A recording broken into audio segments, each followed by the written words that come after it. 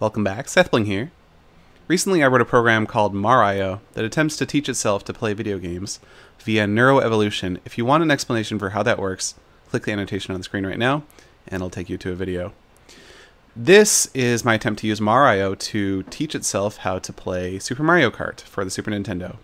And it's very different from Super Mario World, obviously, but it starts off very similarly. It doesn't know anything about how to play the game, including which buttons do what. It doesn't know what the accelerate button is, but eventually through trial and error it does get it, and in fact, very early on it learned how to turn left and actually make pretty good progress through the course. But you know, most of them still just didn't really know what they were doing, didn't press any buttons, and didn't make it any distance. But over time it got better. And here it is completing its first lap around the track. Obviously it's not taking the very best route it could. You don't really want to do this if you're playing the game, smash against the wall. But it did make it around the track, eventually got stuck. Here we are with in Generation 7 with the very first species that made it all the way around the track 5 times to complete the course. This is in time trial mode, so there's no enemies. Generation 7 is actually very, very quick. It took 34 generations to beat the game, or to beat the level in Super Mario World. You could see there to get kind of go in a little bit of a loop, and it actually did that multiple times. So it's definitely not using any sort of efficient path through the level, but it's a good starting point, and you really need a good starting point in order to make progress. Even though it's getting turned around, some slight modifications will prevent it from getting turned around and completing the course a little bit faster. Now this very first time around the entire course, and there it gets turned around again, the very first time it got 2.5 minutes, which is very bad. The world record with Donkey Kong is like 57 seconds. Some of these species got interesting behavior. This one just did a donut and then stopped. This one starts crashing against the wall. It can see the road ahead of it. If you look at the bottom half of the screen, it can see the road ahead of it, but it just can't quite get there.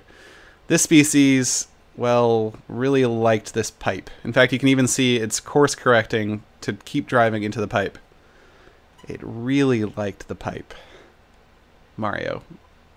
Anyway, eventually it actually started doing a lot better.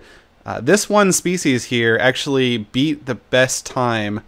The previous best time was over 2 minutes when this one came along. This one is just a little over 1.5 minutes. So this was actually the very first one that I would consider pretty good. It still drove on the dirt a lot. Now eventually we put this in Grand Prix mode, fighting against other enemies in 50cc, and it actually did pretty well, but sometimes things like this were happening, which is pretty classic Mario Kart. but yeah, it did do pretty well given that there were enemies, and actually probably helped it evolve that there were a lot of enemies. Here's the very best simulation in 50cc. You can actually see it staying on the road most of the time. It's navigating pretty well. Sometimes it goes off into the dirt. Actually, sometimes that it hits the dirt, it's taking a more efficient path and kind of a shortcut through the dirt. And that is actually something good to do if you're trying to go really, really fast. So this was the best time that we got overall. Anyway, it was really fun doing this. I streamed over the course of about 4 days, and it was really fun watching it learn. I really want to thank Winter Bunny, who modified the original MarI script so that it would work with Super Mario Kart. So thank you very much, and thanks for watching.